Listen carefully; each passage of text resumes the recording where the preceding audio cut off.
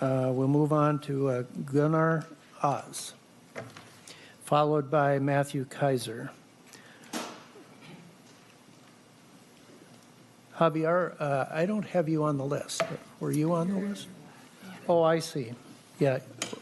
Just stay up on the front and we'll get you next. Okay, thank you. Mr. Oz. All right, thank you for the opportunity to testify before you today. My name is Gunnar Aas, and I'm a campus organizer with Students for Sensible Drug Policy. We are an international student movement working to end the war on drugs.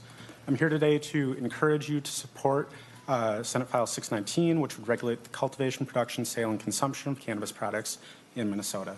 I want to share a short story with you that is about a friend of mine and many other young Minnesotans. So in 2014, during my junior year of high school, a very close friend of mine started selling small amounts of weed in order to bring in some extra spending money, without having to work a menial fast food part-time job. His business was super juvenile, harmless, mostly borrowing his parents' car in order to sell $20 of flowers to classmates and such. His profits weren't great. He subsidized his own use, but one day when he had the option to make about $100, he jumped right on it. And everything about that day seemed very normal. They met in a parking lot,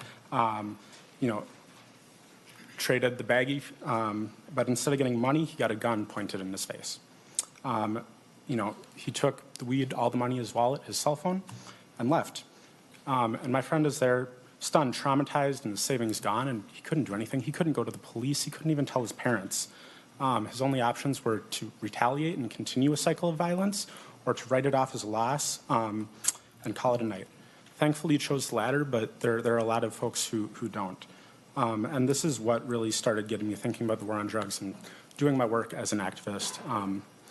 Let's see. So in a few minutes here, you'll be hearing from speakers who somehow see our laws, our unregulated markets, and all the harms that come from prohibition and think this is okay. I have never, from the other side, heard an alternative solution to these problems caused by prohibition. So I hope they answer that today of, if not this, then what?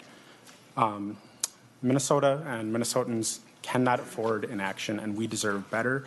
For those reasons, I urge you to make this happen this year.